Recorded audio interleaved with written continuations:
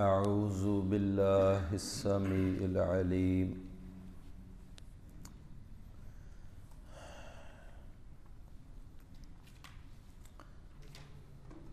بسم اللہ الرحمن الرحیم۔ سبق نمبر 14 سورۃ الفجر، اس کی آیت نمبر 14 تک پچھلے سبق میں یہ پڑھا گیا تھا، تو آج انشاءاللہ آگے جو بقایا آیات ہیں وہ انشاءاللہ ہم پڑھیں گے۔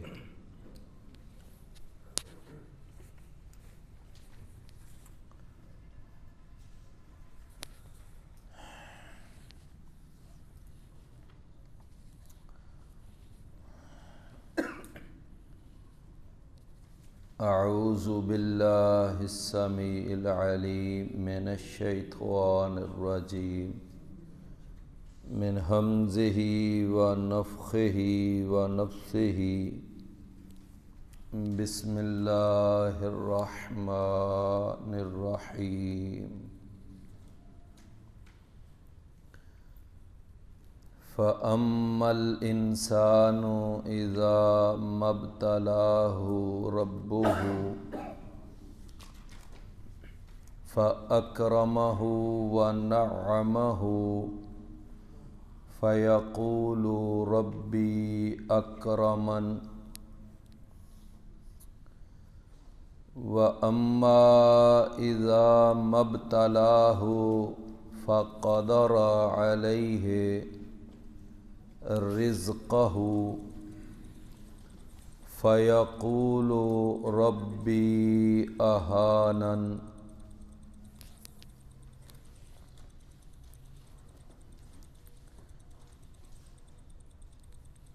فأما الإنسان، تو جہاں تک تعلق ہے انسان کا،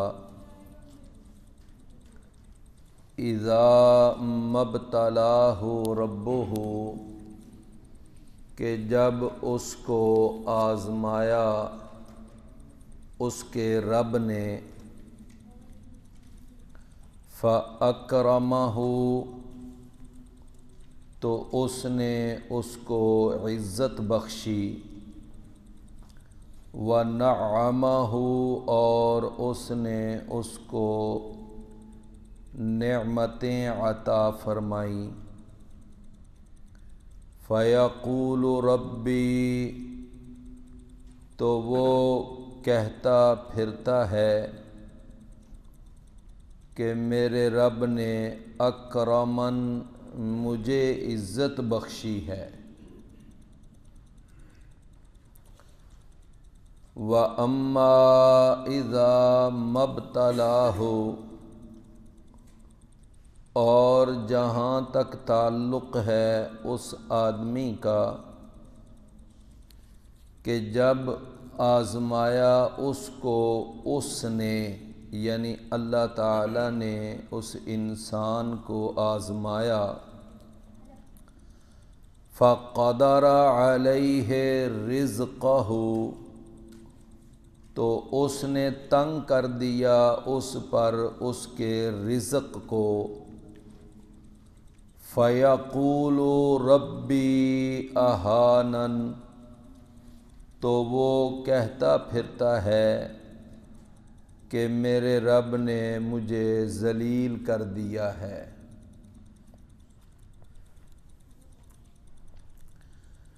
یہ جو دو آیتیں ہم نے ابھی پڑھی ہیں، ان کا ترجمہ بھی احباب گرامی نے سنا ہے۔ ان دو آیتوں کے اندر اللہ تعالیٰ نے بعض انسانوں کی ایک غلط فہمی کو، بلکہ کج فہمی کو اللہ نے دور کیا ہے اور اس کی اصلاح فرمائی ہے۔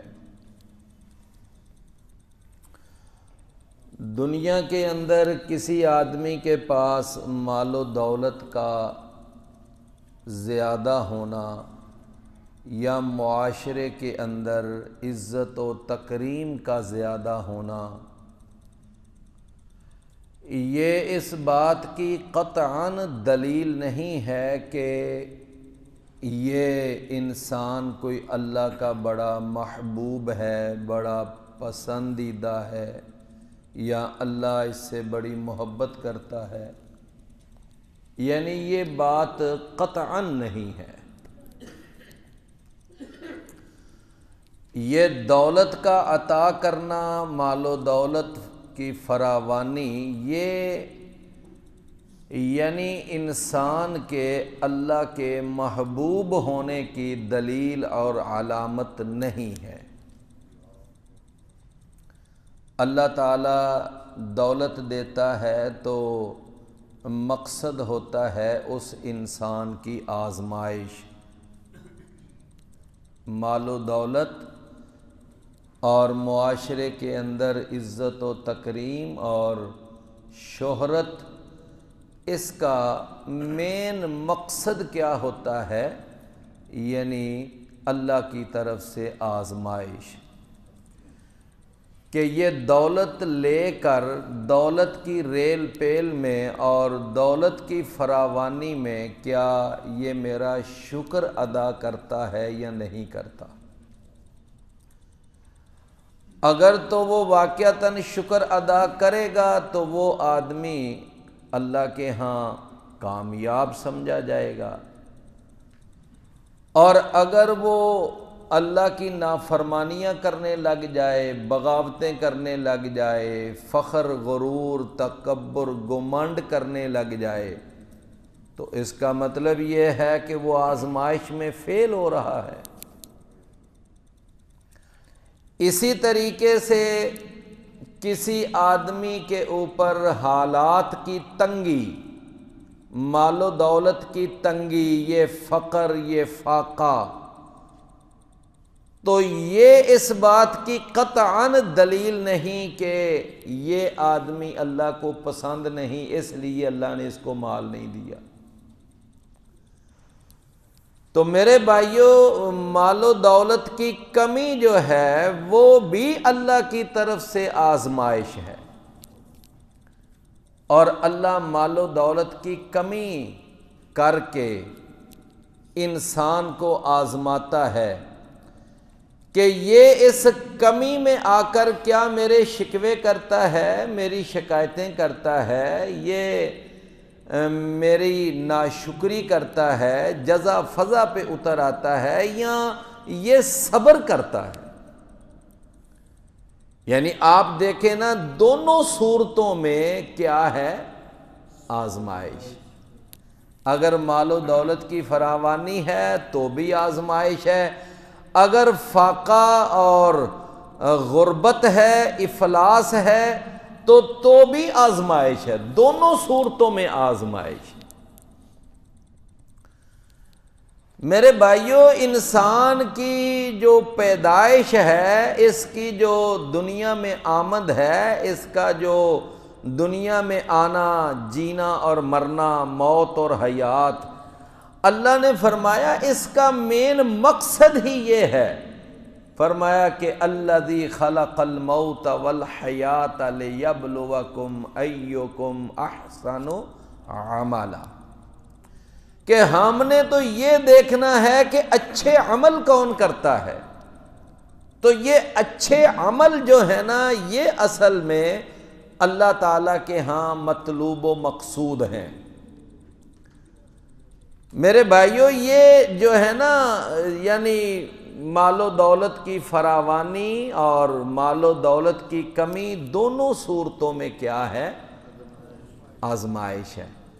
وَلَنَبْلُوَنَّكُمْ بِشَيْءٍ مِّنَ الْخَوْفِ وَالْجُوعِ وَنَقْصٍ مِّنَ الْأَمْوَالِ وَالْأَنفُسِ وَالثَّمَرَاتِ، کہ ہم ضرور آزمائیں گے تم کو کسی نہ کسی چیز کے ساتھ، خوف کے ساتھ، مالوں اور جانوں کی کمی کے ساتھ، یعنی یہ جو ہے نا یہ مختلف انداز ہوں گے آزمانے کے۔ تو میرے پیارے عزیز بھائیوں، معلوم کیا ہوا؟ قاعدہ کلیہ معلوم یہ ہوا کہ اگر دولت ہے تو وہ بھی آزمائش ہے، اور اگر غربت ہے تو وہ بھی آزمائش ہے۔ اگر اللہ نے صحت عطا کی ہے تو وہ صحت بھی آزمائش ہے، اور اگر بیماری کا حملہ ہو جائے، بیماری کا مسئلہ بن جائے کسی پر، تو وہ بھی آزمائش۔ صحت بھی آزمائش اور علالت بھی آزمائش۔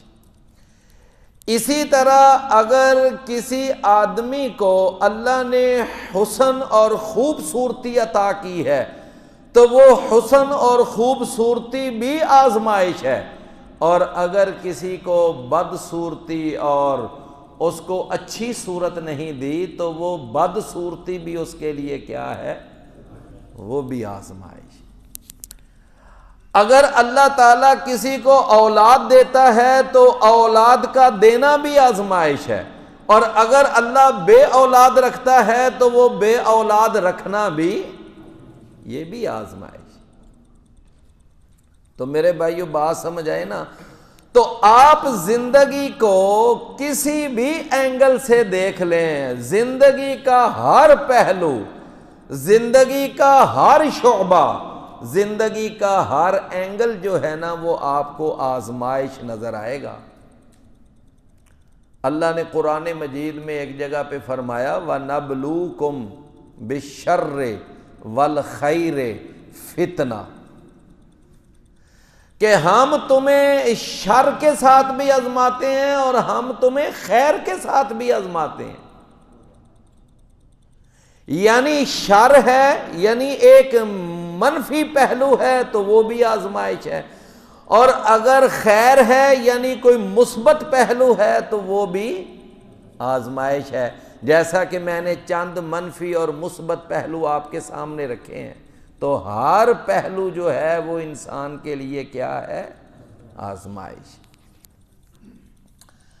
تو فرمایا دیکھ لیں یہ ایک انسان کے اللہ نے نا، یہ جو انسان جس کو اللہ نے نعمت دی، اللہ نے اس کو عزت بخشی، معاشرے میں اس کا بڑا نام پیدا ہو گیا، معاشرے میں اس کا بڑا چرچا، اور ہر طرف اس کو پروٹوکول کہ جدھر جاتا ہے اس کو سلام لوگ کرتے ہیں، لوگ اس کے آگے اور پیچھے، ہٹو اور بچو، اور جناب بڑا اس کا ایک پروٹوکول ہے، بڑی عزت ہے اس کو دنیا میں ملی۔ تو یہ عزت جس کو مل گئی، اور اسی طرح اگر اس کو دولت مل گئی تو وہ اس عزت اور دولت میں آ کر گھمنڈ کا شکار ہو گیا، تو وہ کہنے لگا جی مجھے اللہ نے عزت دی ہے، مجھے اللہ نے یہ نعمتیں دی ہیں۔ تو مطلب کیا ہوتا ہے اس کا کہنے کا؟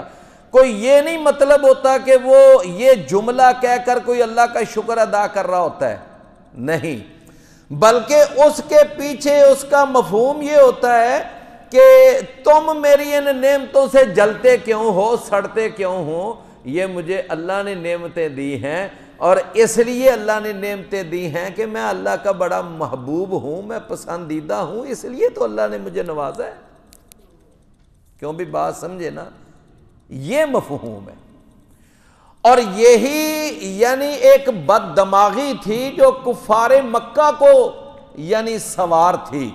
مکے کے کافر بھی یہی کہا کرتے تھے کہ اے محمد صلی اللہ علیہ وسلم، آپ دیکھ رہے ہیں نا اس وقت ہمارے پاس مال زیادہ، دولت زیادہ، مکے کے چودھری ہم، وڈیرے ہم، مکے کے زیادہ طاقتور طبقہ ہم، اور تو اور تیرے سارے پیروکار کمزور، نادار، مفلوق الحال اور غلام اور کمی قسم کے لوگ۔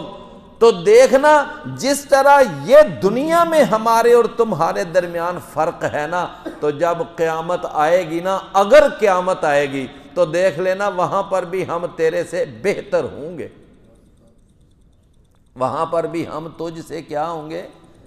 بہتر ہوں گے۔ تو اللہ نے پھر قرآن میں ان کا رد کیا فرمایا افنجعل المسلمین کالمجرمین ما لکم کیف تحکمون، او بد دماغ لوگوں تمہیں کیا ہو گیا، کیا ہم قیامت کے دن مجرم کو اور مسلم کو ایک برابر کر دیں گے؟ ایسا تو کبھی نہیں ہو سکتا۔ فرمایا یہ دنیا تو دارالامتحان ہے، لیکن قیامت جو ہے وہ تو دارالامتحان نہیں، وہ تو دارالجزا ہے۔ وہ کیا ہے؟ دارالجزا ہے۔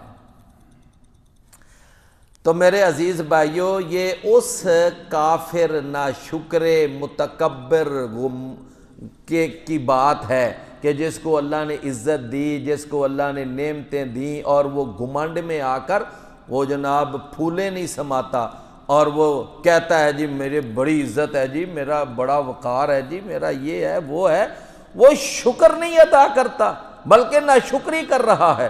اور اس کے مقابلے میں ایک وہ آدمی کہ جس کی اللہ نے روزی تنگ کر دی، تو روزی کی تنگی بھی اس پر ایک آزمائش تھی، لیکن وہ بھی آزمائش میں فیل ہو گیا۔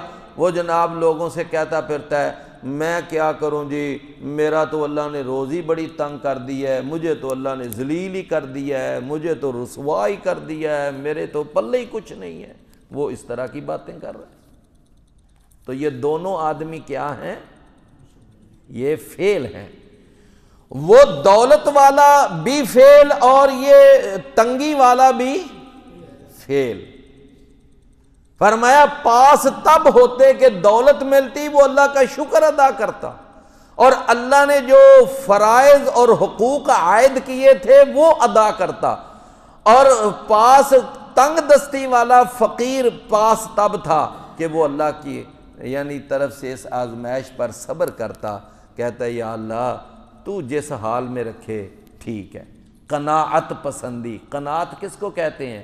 کہ اللہ جس حالت میں رکھے اس حالت پہ خوش رہنا، اس کو کیا کہتے ہیں؟ قناعت پسندی۔ تو پھر میرے بھائیو ذرا بات سن لیں کہ دولت کی فراوانی یہ اللہ کے محبوب ہونے کی دلیل نہیں، اور دولت کی کمی یہ اللہ کے ناپسند ہونے کی دلیل نہیں، بلکہ دولت کی فراوانی بھی امتحان ہے، دولت کی کمی بھی امتحان ہے۔ دونوں ہی شکلوں میں آزمائش ہے، دونوں شکلوں میں کیا ہے؟ آزمائش۔ تو دوبارہ ترجمہ ذرا دوبارہ سن لیں آیتوں کا۔ فَأَمَّا الْإِنسَانُ إِذَا مَبْتَلَاهُ رَبُّهُ، بس جہاں تک تعلق ہے ایک انسان کا کہ جب اس کو آزمایا اس کے رب نے تو اس نے اس کو عزت بخشی اور اس نے اس کو نعمتیں عطا کیں، فَيَقُولُ رَبِّي أَكْرَمَنِ، تو وہ کہتا ہے کہ میرے رب نے مجھے عزت بخشی ہے۔ یہ غرور میں آ کر کہتا ہے، تکبر میں آ کر کہتا ہے، سمجھے نا؟ فرمایا وَأَمَّا إِذَا مَبْتَلَاهُ، اور جہاں تک تعلق ہے اس کا کہ جب آزمایا اس کو اس کے رب نے، فَقَدَرَ عَلَيْهِ رِزْقَهُ، بس اس نے کم کر دیا اس پر اس کا رزق۔ قادارہ قرآن مجید میں یہی تو بات ہے کہ بھائی قرآن مجید میں یہ جو لفظ ہے نا قادارہ، اس کے کتنے ہی معانی ہیں جو اللہ نے بیان کیے ہیں، یہ کئی معانی میں لفظ استعمال ہوا ہے۔ مثلا ایک جگہ پر اللہ نے اس کا معنی بیان کیا اندازہ لگانا۔ کیا معنی ہے؟ اندازہ لگانا۔ اور قرآن مجید میں ہے فَقَدَرْنَا فَنِعْمَ الْقَادِرُونَ، کہ ہم نے پھر اندازہ لگایا اور ہم بڑا اچھا اندازہ لگانے والے ہیں۔ تو قادارہ کا ایک معنی کیا ہوا؟ اندازہ لگانا۔ ٹھیک ہو گیا نا؟ قادارہ کا ایک معنی ہوتا ہے قدر و منزلت۔ کیا معنی ہوتا ہے؟ قدر و منزلت۔ اور قرآن مجید میں اس کے معنی میں بھی یہ لفظ استعمال ہوا ہے۔ فرمایا وَمَا قَدَرُ اللَّهَ حَقَّ قَدْرِهِ، کہ لوگوں نے اللہ کی اس طرح قدر و منزلت نہیں کی جس طرح اللہ کی قدر و منزلت کرنے کا حق تھا۔ تو بھائی کتنے معنی ہو گئے؟ دو، ایک معنی اندازہ لگانا اور ایک معنی کیا ہے؟ قدر و منزلت، یہ دو معنی ہو۔ اس کا تیسرا معنی ہوتا ہے کمی کرنا، یہ بھی ایک معنی ہے۔ کیا معنی ہے؟ کمی کرنا۔ اور یہاں اس آیت میں یہ کمی کرنے کے معنی میں ہے۔ قرآن مجید میں ایک اور جگہ پر بھی اس کا یہ معنی ہے، فرمایا ان اللہ یبسط الرزق لمن یشاء ویقدر، کہ اللہ جس کا چاہتا ہے رزق فراخ کر دیتا ہے اور جس کا وہ چاہتا ہے رزق تنگ کر دیتا ہے۔ تو بھائی ایک معنی اس کا کیا ہوا؟ تنگ کر دینا۔ تو یہاں پر یہ تیسرا معنی یہاں مراد ہے۔ فرمایا فقدر علیہ رزقہ، تو بس اس نے کم کر دیا اس پر اس کے رزق کو، فیقول ربی اہانن، تو وہ کہتا ہے کہ میرے رب نے مجھے ذلیل کر دیا ہے، مجھے رسوا کر دیا ہے، میرے پلے ہی کچھ نہیں چھوڑا۔ اللہ کے شکوے، اللہ کی شکایتیں، اللہ کے بارے میں اس طرح کے نازیبا کلمات وہ جناب کہنے لگ جاتا ہے۔ اللہ تعالیٰ نے فرمایا کلا، ہرگز نہیں، یعنی اے انسان تیرے یہ دونوں رویے ٹھیک نہیں۔ اگر تو تکبر اور غرور والا رویہ اپنائے گا تو وہ بھی غلط ہے، اور اگر تو بے صبری ناشکری والا رویہ اپنائے گا تو وہ بھی غلط ہے، دونوں رویے غلط ہیں۔ کلا، ہرگز نہیں، یعنی یہ تیرے دونوں رویے ہرگز درست نہیں۔ فرمایا کہ بل لا تکرمون الیتیم، بلکہ تم تو یتیم کی عزت ہی نہیں کرتے، تم تو یتیم کی عزت ہی نہیں کرتے۔ بھائی یتیم کس کو کہا جاتا ہے؟ یتیم اس بچے کو یا اس بچی کو کہا جاتا ہے جو نابالغ ہوں اور ان کا والد فوت ہو جائے۔ وہ نابالغ بچی یا نابالغ بچہ جس کا والد فوت ہو جائے اس کو کیا کہتے ہیں؟ یتیم۔ نبی کریم صلی اللہ علیہ وسلم نے فرمایا، ابو داود میں حدیث آتی ہے کہ لا یتم بعد الحلم، کہ بلوغت کے بعد یتیمی کا دور ختم ہو جاتا ہے۔ جب بچہ بچی بالغ ہو گئے تو اب وہ یتیم کی کیٹیگری سے نکل گئے، ٹھیک ہے نا، یتیم کی کیٹیگری سے وہ نکل گئے۔ میرے بھائیو، یتیم کے بارے میں اس قدر اللہ تعالیٰ نے تلقین فرمائی ہے، فرمایا کہ وہ لوگ جو یتیم کا مال ظلم کے ساتھ ہڑپ کر جاتے ہیں وہ اپنے پیٹوں کے اندر جہنم کے انگارے بھر رہے ہیں۔ ان الذین یأکلون اموال الیتامی ظلما انما یأکلون فی بطونہم نارا، وہ اپنے پیٹوں میں جہنم کی آگ بھر رہے ہیں۔ اور پھر نبی کریم صلی اللہ علیہ وسلم نے جو 7 بڑے تباہ کر دینے والے گناہ بیان کیے، آپ نے ان میں تذکرہ کرتے کرتے ایک گناہ یہ یتیم کا مال کھانا بھی بیان کیا۔ آپ نے فرمایا 7 ان گناہوں سے بچو جو تباہ کر دینے والے ہیں۔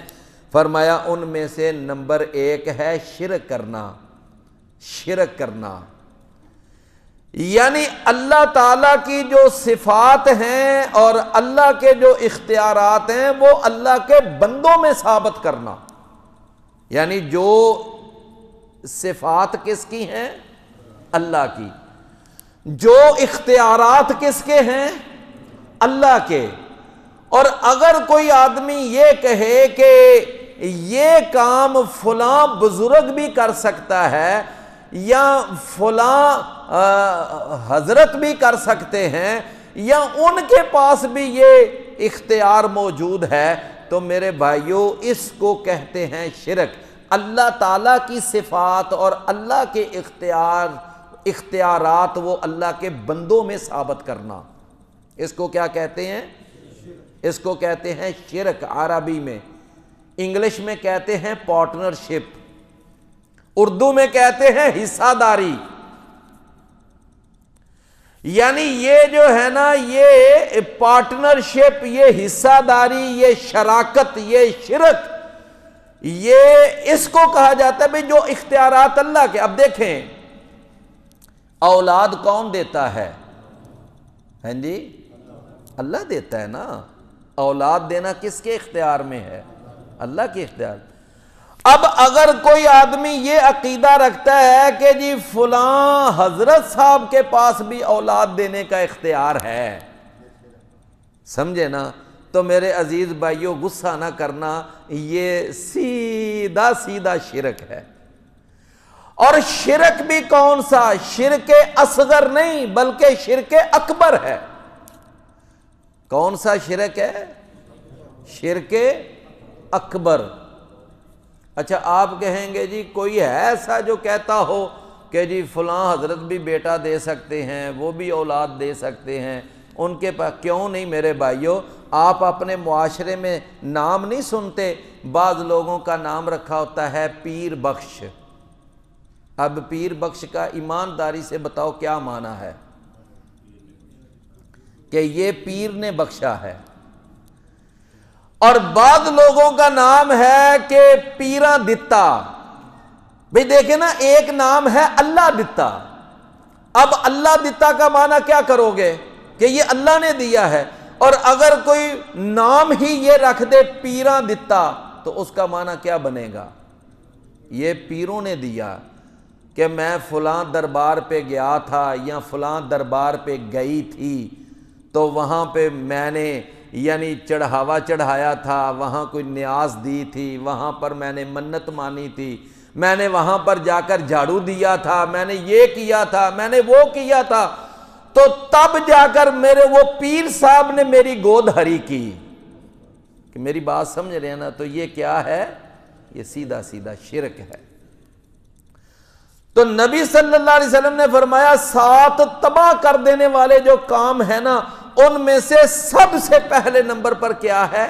شرک کرنا، دوسرے نمبر پر ہے جادو کرنا، اور تیسرے نمبر پر ہے کسی کو ناحق قتل کرنا، اور چوتھے نمبر پر ہے سود کھانا، اور 5ویں نمبر پر ہے کسی یتیم کا مال کھا جانا، اور 6 نمبر پر ہے میدان جہاد سے بھاگ جانا، اور 7ویں نمبر پر ہے کہ کسی پاک دامن، پاک باز، بھولی بالی لڑکی پر تہمت لگا دینا۔ بات سمجھے نا؟ تو یہ کیا ہیں؟ 7۔ ان میں سے آپ نے 5ویں نمبر پر کون سا گناہ بیان کیا؟ یتیم کا مال کا۔ رسول اللہ صلی اللہ علیہ وسلم نے فرمایا قیامت کا دن ہوگا کہ وہ آدمی کہ جو یتیم کی کفالت کرتا ہے، کیا کرتا ہے؟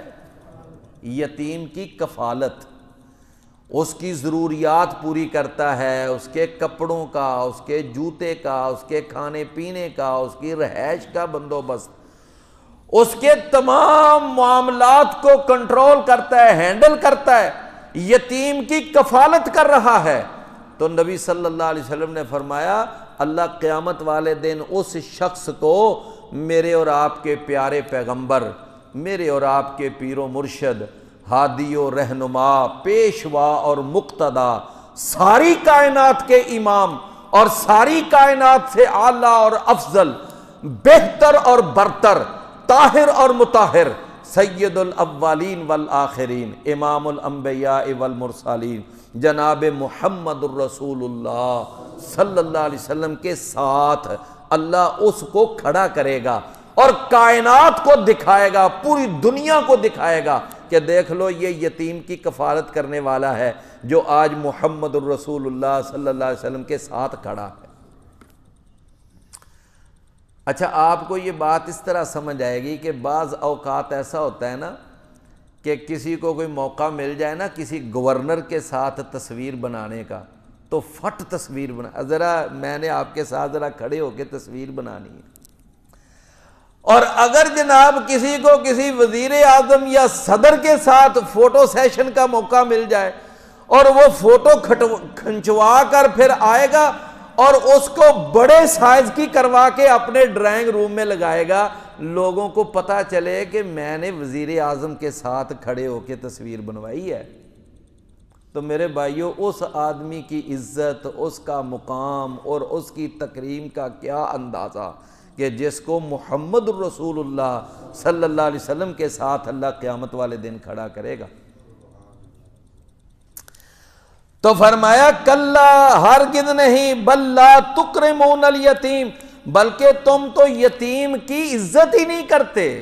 فرمایا ولا تحاضون علی طعام المسکین, اور تم مسکین کے کھانے پر رغبت نہیں دلاتے.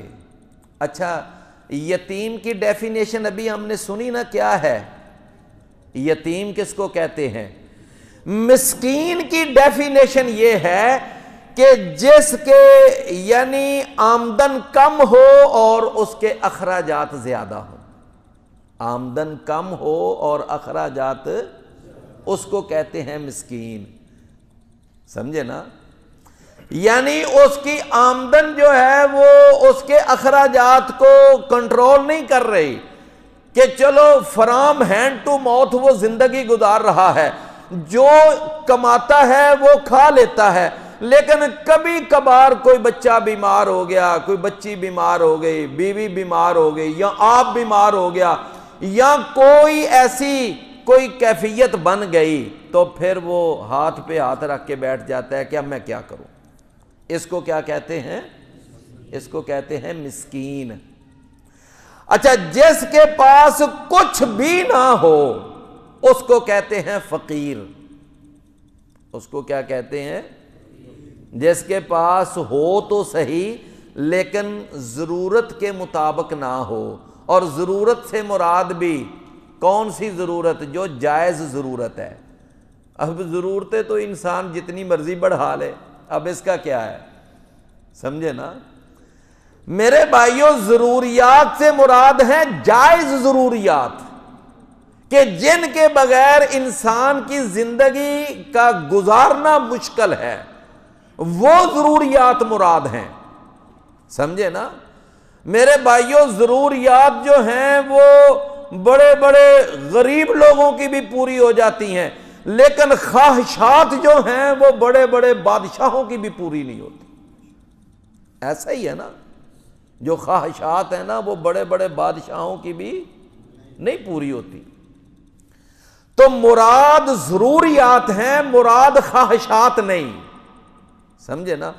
فرمایا کہ ولا تحاضون علی طعام المسکین وتأکلون التراث اکلا لما, اور تم کھا جانا چاہتے ہو وراثت کا مال اکلا لما, سارے کا سارا. یعنی ہر بندے کے دل میں اور یہی لالچ ہوتا ہے, اچھا یہ سارے کی ساری وراثت بس مجھے ہی مل جائے. بلکہ آپ نے شاید کبھی زندگی میں ایسے واقعات سنے ہوں کہ بعض بڑے سنگ دل اور بڑے شفاق قسم کے لوگ وہ وراثت کے اوپر قبضہ کرنے کے لیے وہ اپنے دیگر ورثاء جو ہوتے ہیں نا ان کو قتل کروانے کی کوشش کرتے ہیں کہ کسی طرح اس کو میں صاف کروں اور اس کو پیچھے ہٹاؤں, اس کی وراثت بھی مجھے مل جائے. ایسا ہے نا, بڑے واقعات بڑے پڑے ہیں. عدالتوں میں جا کے دیکھ لو, کچہریوں میں دیکھ لو, وہاں پر کیا صورتحال ہے. بہت سارے قتل جو ہیں ان کے پیچھے جھگڑا وہ وراثت کا چل رہا ہوتا ہے. تو میرے بھائیوں یہ وراثت کا مال اللہ, اور ہمارے بعض معاشرے کے اندر تو یہ ریت ہی چل گئی ہے کہ بہنوں کو تو وراثت میں سے حصہ دینا اب ویسے ہی یعنی ختم ہی ہوتا جا رہا ہے. اور ذہن میں یہ بات بٹھائی ہوئی ہے شیطان نے, اچھا جب تم نے اس کی شادی کی تھی تو شادی کے وقت اس کو تم نے سامان نہیں دیا تھا تو بس دے دیا سامان, وہی اس کا بس وراثت ہے. غلط بات ہے. او بھائی یہ بات سمجھے نا، یہ کیا ہے؟ یہ غلط بات ہے۔ تو وراثت میں کسی کی وراثت کا حصہ کھا جانا یہ بالکل غلط ہے۔ جس کا جو حصہ بنتا ہے وہ اس کا حصہ اس کو دینا چاہیے، اور خوش دلی سے دینا چاہیے، خوش دلی سے دینا چاہیے اس کا حصہ۔ دیکھیں نا، اگر ایک آدمی باپ ہے، فوت ہو جاتا ہے، اللہ جانتا ہے اربوں کی جائیدادیں چھوڑ جاتے ہیں، اور اربوں کی جائیدادیں چھوڑ کر جانے والا باپ اور اس کے پیچھے جو اولاد ہے وہ وراثت کے لیے لڑ لڑ کے مر جاتی ہے، مار دیتے ہیں ایک دوسرے کو، قتل کر دیتے ہیں، حالانکہ اربوں کی جائیداد چھوڑ کے گیا ہے۔ اگر اتفاق سے، محبت سے، پیار سے بیٹھ کر اچھے طریقے سے اس کو اگر ڈیوائیڈ کر لیں تو کتنی اچھی بات ہے۔ فرمایا وَتَأْكُلُونَ التُّرَاثَ أَكْلًا لَمًّا، اور تم کھا جاتے ہو وراثت کا مال سارے کا سارا، وَتُحِبُّونَ الْمَالَ حُبًّا جَمًّا، اور تم محبت کرتے ہو مال سے بہت زیادہ محبت، جمع جمع اس کا معنی کیا ہے؟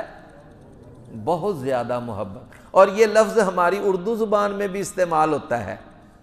آپ نے کبھی یہ لفظ سنا ہوگا کہ جم غفیر، یہ لفظ سنا ہے نا، جم غفیر، تو یہ اردو میں بھی استعمال ہوتا ہے۔ فرمایا وَتُحِبُّونَ الْمَالَ حُبًّا جَمًّا، اور تم مال سے محبت کرتے ہو بہت زیادہ محبت۔ کَلَّا، ہرگز نہیں، اِذَا دُکَّتِ الْأَرْضُ دَکًّا دَکًّا، کہ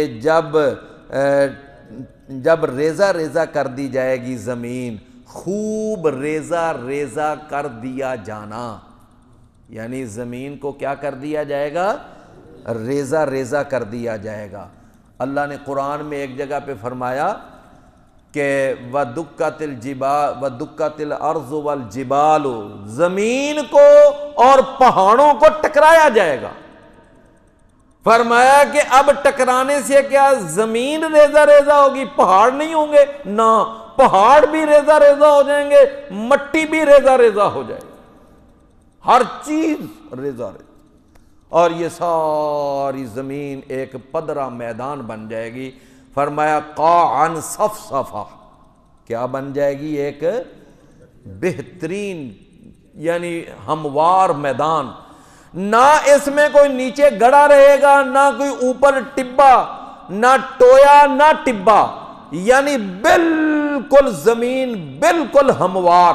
اور قرآن کہتا ہے کہ زمین کو پھیلا دیا جائے گا، جس طرح ربڑ کو کھینچا جائے تو وہ پھیل جاتا ہے نا، تو اسی طرح زمین کو پھیلا دیا جائے گا۔ یہ زمین جو ہے قیامت والے دن پھر اس پر میدان محشر لگے گا، اور یہاں پر ساری اللہ تعالیٰ کی طرف سے کچہری لگے گی، اور اللہ تعالیٰ پھر یہاں حساب کتاب لے گا۔ فرمایا کہ وَجَاءَ رَبُّكَ، اور آئے گا تیرا رب، اور آئے گا تیرا رب، وَالْمَلَكُ، اور فرشتے بھی آئیں گے، صفاً صفا، صف در صف، قطار در قطار، یعنی اللہ تعالیٰ بھی تشریف لائیں گے زمین پر، اور فرشتے بھی زمین پر تشریف لائیں گے۔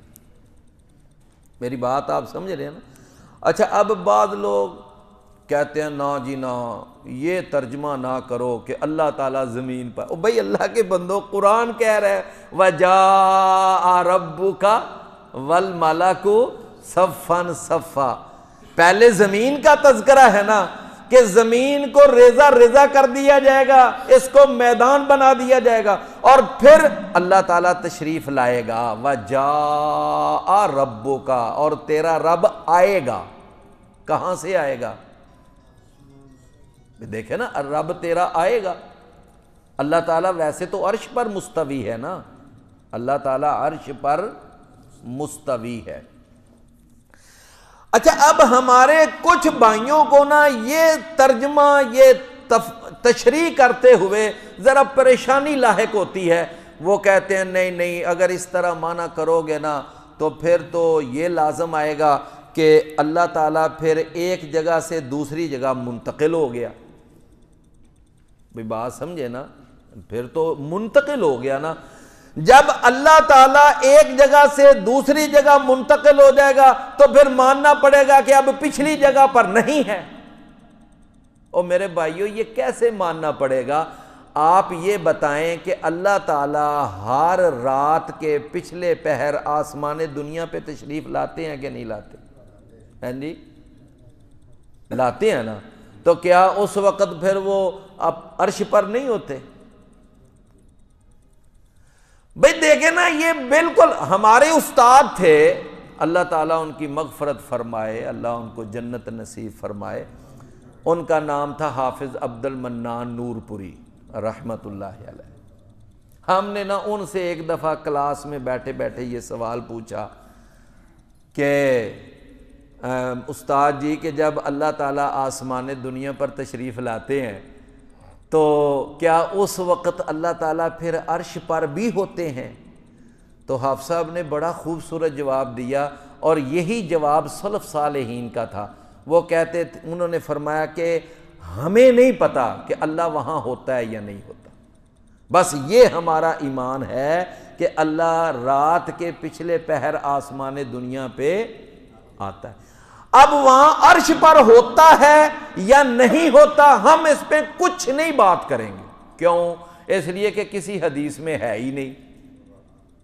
یہاں تو کسی حدیث میں ہوتا نا کہ نبی صلی اللہ علیہ وسلم فرما دیتے یا اللہ قرآن میں فرما دیتا کہ جب میں آسمان دنیا پہ آتا ہوں نا تو میں اس وقت عرش خالی کر آتا ہوں، سمجھے نا؟ یا اللہ کے رسول یہ فرما دیتے کہ میں جب اللہ تعالیٰ جب آسمان دنیا پہ آتے ہیں تو اس وقت وہ عرش پر بھی ہوتے ہیں۔ یہ دونوں باتیں نہیں اللہ کے رسول نے بتائیں، نہ اللہ نے قرآن میں بتائیں، تو ہمیں بھی ان دونوں باتوں میں سے کوئی بات نہیں کرنی چاہیے۔ سمجھ آئی نا بات کی؟ اچھا، اب اسی طرح اللہ تعالیٰ جب قیامت والے دن زمین پر تشریف لائے گا، ہم کچھ نہیں کہتے کہ اس وقت بھی اللہ عرش پر ہوگا یا نہیں ہوگا، ہم کچھ نہیں اس کے بارے میں کہہ سکتے۔ ہمیں بس اتنا کہنا چاہیے کہ اللہ نے قرآن میں فرمایا ہے کہ قیامت والے دن اللہ زمین پر آئے گا، بس آئے گا، یہ ہمارا ایمان ہے۔ بات سمجھے نا؟ آئے گا، بس آئے گا، یہ ہمارا ایمان ہے۔ باقی یہ بات جو ہے نا اللہ کے سپرد کر دینی چاہیے کہ وہ کیسے آئے گا۔ یہ بات کس کے سپرد کر دینی چاہیے؟ اللہ کے لیے جیسے شایان شان ہوگا وہ آئے گا۔ میری بات سمجھے نا؟ بھائی دیکھیں نا، اللہ تعالیٰ سنتا ہے، بھائی کیسے سنتا ہے؟ جیسے اللہ کے شایان شان ہے۔ اللہ دیکھتا ہے، کیسے دیکھتا ہے؟ جیسے اللہ کے شایان شان ہے۔ بھائی اللہ محبت کرتا ہے جو اس کی اطاعت کرتے ہیں۔ اللہ کیسے محبت کرتا ہے؟ جیسے اللہ کے شایان شان ہے۔ اللہ تعالیٰ یعنی نفرت کرتا ہے، اللہ ناپسند کرتا ہے جو اس کی نافرمانی کرتا ہے۔ بھائی کیسے اللہ ناپسند کرتا ہے، کیسے نفرت کرتا ہے؟ جیسے اللہ کے شایان شان ہے۔ میری بات سمجھے نا؟ اللہ تعالیٰ کی تمام صفات کے بارے میں ایک ہی جملہ یاد رکھیں کہ اللہ کی تمام صفات اسی طرح ہیں جیسے اللہ کے شایان شان ہے۔ اللہ تعالیٰ کی پنڈلی ہے، بھئی قرآن میں ہے پنڈلی ہے، لیکن کیسی ہے ہم نہیں کچھ بھی بتا سکتے، جیسے اللہ کے شایان شان ہے۔ اللہ تعالیٰ کے ہاتھ ہیں لیکن کس طرح کے ہیں ہمیں نہیں پتا، جیسے اللہ کے شایان شان ہے۔ اللہ تعالیٰ کی آنکھیں ہیں، کیسے ہیں؟ جیسے اللہ کے شایان شان ہے۔ بات سمجھے نا؟ ہر اللہ کا قدم ہے، کیسا ہے؟ جیسے اللہ کے شایان شان ہے۔ تو یہ بات جب ہم امام مالک تھے نا رحمت اللہ علیہ، ان سے پوچھا گیا، سوال کیا گیا کہ اللہ تعالیٰ عرش پر مستوی ہے، تو پوچھا گیا نا کیف الاستواء، کہ اللہ کیسے مستوی ہے؟ تو امام مالک رحمت اللہ علیہ نے اتنا خوبصورت جواب دیا اور قیامت تک کے لیے ہمیں مسئلہ سمجھا گئے۔ کہنے لگے کہ استواءہ معلوم، اللہ کا مستوی ہونا تو ہمیں معلوم ہے، قرآن کہتا ہے کہ رحمان مستوی ہے عرش پر، وَكَيْفِيَّتُهُ مَجْهُولٌ، لیکن اس کی کیفیت جو ہے نا وہ مجہول ہے، کیفیت کا نہیں ہمیں پتا کہ اللہ عرش پر کیسے مستوی ہے۔ وَالْإِيمَانُ بِهِ واجب، اور اس پر ایمان لانا واجب ہے۔ وَالسُّؤَالُ عَنْهُ بِدْعَةٌ، اور اس کے بارے میں سوال کرنا بھی بدعت ہے۔ بات سمجھ آئی نا؟ تو یہ بھی کیا ہے؟ تو یہ ہے عقیدہ کہ استواءہ معلوم وکیفیتہ مجہول والایمان بہ واجب والسؤال عنہ بدعت۔ تو یہی بالکل اللہ تعالیٰ قیامت والے دن زمین پر تشریف لائے گا۔ اب کیسے تشریف لائے گا یہ ہمیں نہیں پتا، جیسے اللہ کے شیان شان ہے اس طرح لائے گا تشریف۔ بھئی بات سمجھ آئی ہے نا؟ تو فرمایا وَجَاءَ رَبُّكَ وَالْمَلَكُ صَفًّا صَفًّا، اور آئے گا تیرا رب اور فرشتے بھی صف در صف۔ وَجِيءَ يَوْمَئِذٍ بِجَهَنَّمَ، اور لائی جائے گی اس دن جہنم۔ یوم یتذکر الانسان، تو اس وقت یاد کرے گا انسان، اس وقت نصیحت پکڑے گا انسان۔ یتذکر کا معنی کیا ہے؟ نصیحت حاصل کرے گا انسان، سمجھے نا؟ فرمایا وَأَنَّى لَهُ الذِّكْرَى، اور کہاں ہوگی اس کے لیے نصیحت پکڑنا؟ کیا مطلب کہ اب قیامت والے دن کہے یا اللہ میری توبہ، یا اللہ مجھے دنیا میں بھیج، میں نیک عمل کروں گا، میں اب ساری بات سمجھ گیا، اب میں بڑا، لیکن اب اس طرح کے باتیں کرنے کا کوئی فائدہ، اب کوئی فائدہ نہیں۔ وَأَنَّى لَهُ الذِّكْرَى، اب یہ باتیں کرنے کا کوئی فائدہ نہیں۔ اب پچھتائے کیا ہوت جب چڑیاں چگ گئیں کھیت، اب کوئی فائدہ نہیں ہے پچھتانے کا۔ فرمایا کہ جہنم کو لایا جائے گا، صحیح حدیث میں ہے رسول اکرم نبی مکرم جناب محمد رسول اللہ صلی اللہ علیہ وسلم نے فرمایا کہ قیامت والے دن جب جہنم کو لایا جائے گا اتنی بپھری ہوئی ہوگی اس وقت یہ جہنم کہ 70,000 لگامیں اس جہنم کو ڈالی گئی ہوں گی۔ کتنی لگامیں؟ 70,000، اور ایک ایک لگام کو 70,000 فرشتوں نے پکڑا ہوا ہوگا، اور اس کے باوجود وہ جہنم ان سے کنٹرول میں نہیں آ رہی ہوگی۔ 70,000 کو 70,000 کے ساتھ کبھی ضرب دیں تو آپ دیکھیں جواب کیا نکلے گا؟ 4 ارب 90 کروڑ اس وقت فرشتوں نے جہنم کو پکڑا ہوا ہوگا۔ بات سمجھے نا؟ فرمایا کہ اس کے باوجود، اور فرمایا یہ جہنم کی آگ دنیا کی آگ سے 70 گنا زیادہ سخت ہے، وہ جہنم لائی جائے گی۔ اللہ تعالی ہم سب کو اس جہنم سے محفوظ فرمائے، اور بہت زیادہ دعا کرنی چاہیے کہ یا اللہ تو ہمیں اس جہنم سے محفوظ فرما۔ فرمایا یتذکر الانسان، انسان اس وقت نصیحت حاصل کرے گا۔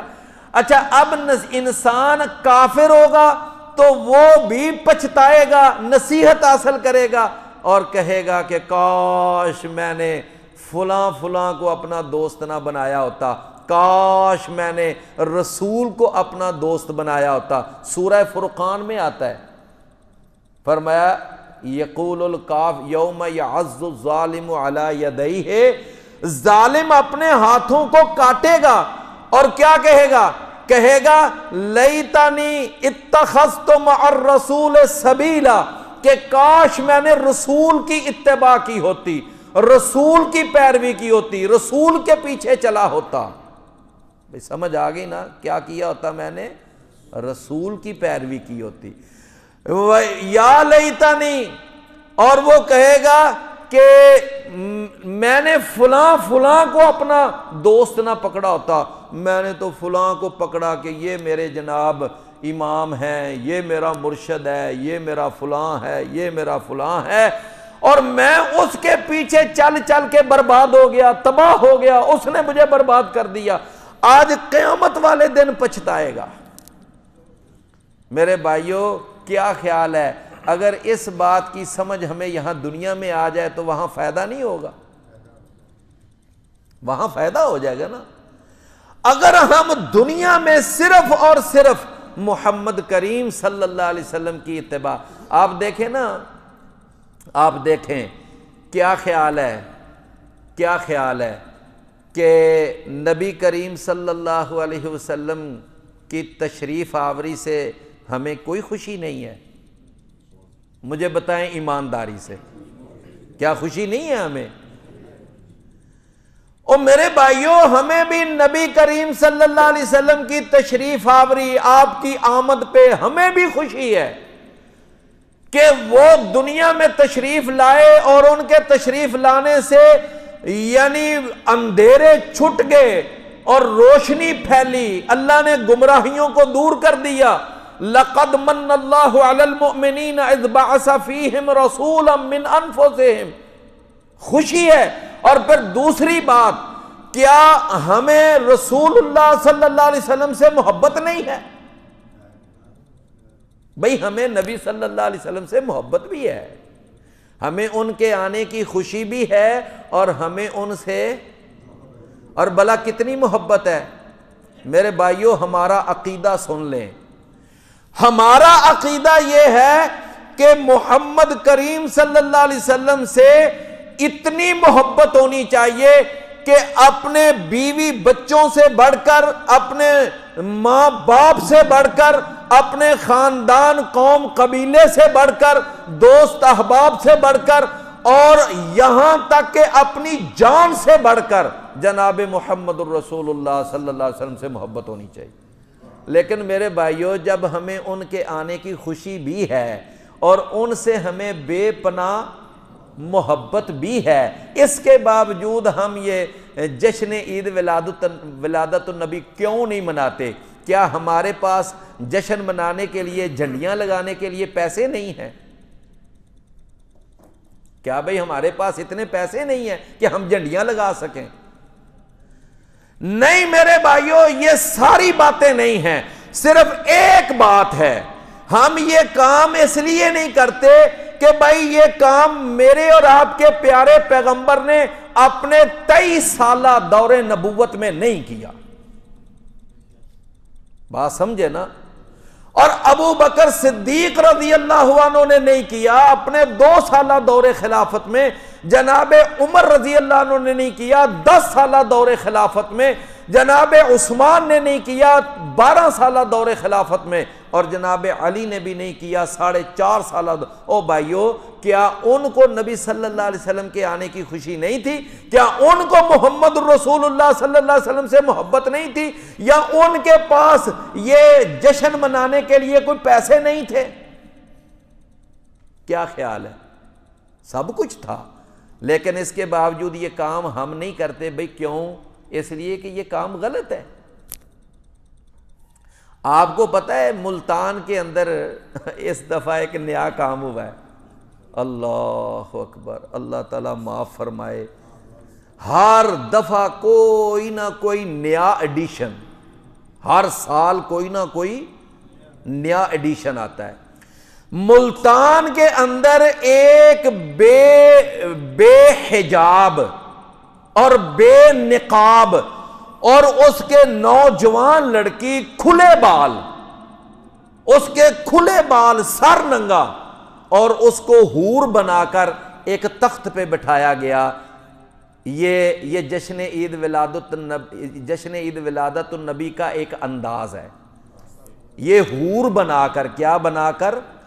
حور بنا کر، آپ اندازہ کریں۔ اور میرے پیارے بھائیوں، وہ میرا اور آپ کا پیغمبر جو عورتوں کو پردہ کروانے آیا تھا، عورتوں کو حجاب دلوانے آیا تھا، عورتوں کو شرم و حیا کا پیکر بنانے آیا تھا، اور وہ قرآن کیا کہتا ہے کہ اے نبی آپ اپنی بیویوں سے کہہ دو، اپنی بیٹیوں سے کہہ دو، مومنوں کی عورتوں سے کہہ دو کہ وہ اگر باہر نکلیں تو وہ اپنے جسم کو مکمل چھپا کر باہر نکلیں، سر سے لے کر پاؤں تک پورا بدن چھپائیں، اور ان کے جسم کا کوئی حصہ غیر مردوں کو نظر نہ آنا چاہیے۔ وہ قرآن تو یہ کہہ رہا ہے، اور یہاں پر جناب نام کیا ہے؟ عید میلاد النبی، جشن ولادت مصطفیٰ۔ اور میرے بھائیوں، نبی کا نام لے کر، رسول کا نام لے کر یہ ولادت کا جشن منایا جا رہا ہے، اور ایک بے پردہ، بے حجاب، بے غیرت قسم کی لڑکی، اس کو جناب باقاعدہ کھلے بال کر کے، سر ننگا کر کے، اور اس کو ایک دلہنوں والا لباس پہنا کر بازار میں سر عام بٹھایا گیا ہے۔ اب چلتے آتے لوگ جناب اس کے پاس کھڑے ہو کر تصویریں بنا رہے ہیں، دور سے موویاں بن رہی ہیں۔ یہ کیا ہے جی؟ یہ جشن عید میلاد النبی منایا جائے۔ آپ کبھی کلپ دیکھیں، عورتوں نے ڈانس کیے ہیں، مردوں نے ڈانس کیے ہیں، مردوں کی بھی بات چھوڑیں، مولویوں نے ڈانس کیے ہیں۔ کیا یہ تھا نبی صلی اللہ علیہ وسلم کے دنیا میں آنے کا مقصد؟ ہے جی کہ عورتیں اور مرد اور مولوی ڈانس کریں؟ تو میں عرض یہ کر رہا تھا کہ میرے بھائیوں، قیامت والے دن یہ انسان سوچے گا، پچھتائے گا کہ کاش میں نے رسول کی بات مانی ہوتی، کاش میں نے رسول کو فالو کیا ہوتا، کاش میں نے رسول کی اطاعت کی ہوتی۔ فرمایا یوم یتذکر الانسان، برا بھی وہاں پر کافر بھی پچھتائے گا، اور ایک حدیث میں آتا ہے نیک بھی پچھتائے گا۔ نیک کیوں پچھتائے گا؟ نیک اس لیے پچھتائے گا کہ کاش میں نے جتنی نیکیاں کی تھی نا، میں اس سے بڑھ کر نیکیاں کرتا۔ وہ کس لیے پچھتائے گا کہ میں نے نمازیں تو پڑھی تھی، کاش میں نوافل زیادہ سے زیادہ پڑھتا، تلاوت زیادہ سے زیادہ کرتا، میں روزے زیادہ سے زیادہ، مطلب ہے وہ نیکیاں کم کرنے پر پچھتائے گا، نیکیاں کم کرنے پر پچھتائے گا۔ اللہ اکبر۔ فرمایا یقول یا لیتنی قدمت لحیاتی، کہے گا کہ اے کاش کہ میں نے اپنی اگلی زندگی، اصل زندگی، لحیاتی، یہاں حیاتی سے کون سی زندگی مراد ہے؟ ہیں جی اگلی زندگی، آخرت کی زندگی، بلکہ وہ ہی اصل زندگی ہے۔ یہ دنیا کی زندگی تو ٹیمپریری ہے۔ صبح انسان اپنے ماں باپ بچوں کے ساتھ بیٹھا ناشتہ کر رہا ہوتا ہے، شام کو اس کی فوتگی کا اعلان ہو رہا ہوتا ہے۔ ایسا ہے نا؟ فرمایا یقول یا لیتنی قدمت لحیاتی، وہ کہے گا کاش کہ میں نے اپنی زندگی کے لیے کچھ آگے بھیجا ہوتا۔ فیومئذ، پس اس دن، لا يعذب عذابہ احد، نہیں عذاب دے گا اس کو اس کے عذاب کی طرح کا کوئی بھی۔ جس طرح پھر اللہ عذاب دے گا نا، کوئی دنیا اس طرح کا عذاب دے ہی نہیں سکتی۔ دنیا میں بڑے بڑے نمرود آئے، فرعون آئے، بڑے بڑے ہٹلر آئے، چنگیز آئے، بڑے بڑے ظالم آئے، لیکن کسی کے عذاب دینے کا وہ انداز نہیں ہوگا جس طرح کا انداز پھر اللہ کے عذاب دینے کا ہوگا۔ اللہ ہم سب کو اس سے محفوظ فرمائے۔ فرمایا فَيَوْمَئِذٍ لَا يُعَذِّبُ عَذَابَهُ أَحَدٌ وَلَا يُوثِقُ وَثَاقَهُ أَحَدٌ، اور نہیں جکڑے گا اس کے جکڑنے کی طرح کوئی ایک۔ کس طرح کی جکڑ بندی ہوگی؟ جن زنجیروں میں جکڑا جائے گا نا، وہ ایک ایک زنجیر 70 ہاتھ لمبی ہوگی۔ اور سورہ الحاقہ میں لکھا ہوا ہے، فرمایا خذوہ فغلوہ ثم الجحیم صلوہ ثم فی سلسلۃ ذرعها 70 ذراعا فاسلکوہ، اس کو ایسی زنجیروں میں جکڑو جو 70 ہاتھ لمبی اس کی ایک کڑی ہے، ان زنجیروں میں جکڑا جائے گا، پھر وہاں طوق پہنانے جائیں گے، پھر بیڑیاں لگائی جائیں گی، اس طرح مجرم کو جکڑ کر جہنم میں ڈالا جائے۔ فرمایا ولا یوثق وثاقہ احد، یا ایتھا النفس المطمئنہ، اے نفس مطمئنہ، ارجعی الی ربک راضیۃ مرضیہ، تو پلٹ جا اپنے رب کی طرف، راضیتاً، اس حال میں کہ تو خوش ہونے والی ہے، مرضیہ، تو خوش کی گئی ہے۔ راضیہ تو خوش ہونے والی ہے اور مرضیہ تو خوش کی گئی ہے۔ او بھائی ہم جو کہتے ہیں نا رضی اللہ عنہم ورضوا عنہ، اس کا کیا معنی ہے؟ کہ اللہ ان پہ راضی ہو گیا اور وہ اللہ پہ راضی ہو گیا، سمجھے نا؟ محبت جو دو طرفہ ہوتی ہے وہ مزہ دیتی ہے، اور محبت جو یک طرفہ ہو وہ سزا دیتی ہے، سمجھے نا؟ فرمایا کہ راضیہ مرضیہ، تو جا تیرا رب تجھ پہ راضی ہے اور رب تجھے اتنا عطا کرے گا کہ تو بھی اپنے رب پہ راضی ہو جائے۔ فرمایا فادخلی فی عبادی، پس تو داخل ہو جا میرے بندوں میں، وادخلی جنتی، اور تو داخل ہو جا میری۔ اچھا یہ جو یہاں آیا ہے نا النفس المطمئنہ، کیا ہے؟ قرآن سے ثابت ہیں کہ نفس چار قسم کے ہیں۔ ایک کہتے ہیں جس کو کہتے ہیں نفس امارہ۔ کیا کہتے ہیں؟ نفس۔ یہ نفس امارہ وہ ہوتا ہے جو برائی کی طرف انسان کو لے کے جاتا ہے، برائی کا حکم دیتا ہے، اور 13ویں پارے کی پہلی آیت میں ہے لا ابرئ نفسی ان النفس لامارۃ بالسوء۔ یہ جتنے بھی یعنی کافر ہیں یا مشرک ہیں یا بڑے بڑے جرائم پیشہ لوگ، قاتل، چور، ڈاکو، ان کے جو نفس ہیں یہ کون سے ہیں؟ نفس امارہ۔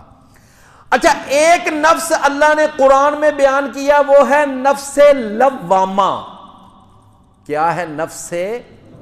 نفس لوامہ اس کو کہتے ہیں کہ جو ایسا نفس، اس سے اگر گناہ ہو جائے تو وہ نفس اس کو ملامت کرتا ہے، یار تجھے یہ کام نہیں کرنا چاہیے تھا، اور اگر ان سے کوئی نیکی رہ جائے تو پھر بھی وہ نفس ان کو ملامت کرتا ہے۔ گناہ ہو جانے پر ملامت اور نیکی رہ جانے پر ملامت، اس نفس کو کیا کہتے ہیں؟ نفس۔ یہ جو نفس لوامہ، آپ اس کو ضمیر بھی کہہ سکتے ہیں۔ کہتے ہیں نا یار او فلاں بندے دا تے ضمیر ہی مر گیا، سمجھے نا؟ اچھا اب آگے ذرا بات کو غور سے سنیں، بس میں سبق ختم کرنے لگا ہوں، آخری جملے ہیں دو، کہ اگر نفس امارہ اور نفس لوامہ ان کی نا آپس میں کشمکش رہتی ہے، سمجھے نا؟ اگر نفس امارہ نفس لوامہ پر حاوی ہو جائے، غالب آ جائے، تو پھر ایک تیسرا نفس پیدا ہوتا ہے، اس کو کہتے ہیں نفس خبیثہ۔ کیا کہتے ہیں؟ نفس۔ یہ نفس خبیثہ کب پیدا ہوتا ہے؟ کہ جب نفس امارہ وہ غالب آ گیا کس پر؟ نفس لوامہ پر، تو پھر وہ نفس جو نفس وہ کیا ہوگا؟ نفس خبیثہ۔ اور وہ آپ نے حدیث سنی ہے نا کہ اللہ کے رسول نے فرمایا جب کافر کی جان قبض کرنے کے لیے فرشتے آتے ہیں تو وہ اس کو کیا کہتے ہیں؟ کہتے ہیں کہ یا ایتھا النفس الخبیثہ، اے خبیث جان، گندی جان، نکل باہر، اس لیے کہ تیرے رب کا غصہ، تیرے رب کی ناراضگی تیرا انتظار کر رہی ہے۔ اس کو کیا کہتے ہیں؟ نفس خبیثہ۔ کتنے نفس ہو گئے؟ ہیں جی؟ 3۔ نفس امارہ، وہ سمجھ گئے نا کس کو کہتے ہیں؟ نفس لوامہ، یہ سورہ القیامہ میں آتا ہے، اور تیسرا نفس کون سا ہے؟ نفس خبیثہ۔ اچھا اب آگے سنیں کہ اگر نفس لوامہ نفس امارہ پر حاوی ہو جائے، نفس لوامہ نفس امارہ پر کیا ہو جائے؟ حاوی ہو جائے، غالب آ جائے، اور نفس امارہ دب جائے، وہ مغلوب ہو جائے، تو اس کے بعد ایک چوتھا نفس معرض وجود میں آتا ہے، اس کو کہتے ہیں نفس مطمئنہ۔ اس کو کیا کہتے ہیں؟ نفس، اور اس کو نفس طیبہ بھی کہتے ہیں، اس کو نفس مطمئنہ بھی کہتے ہیں، نفس۔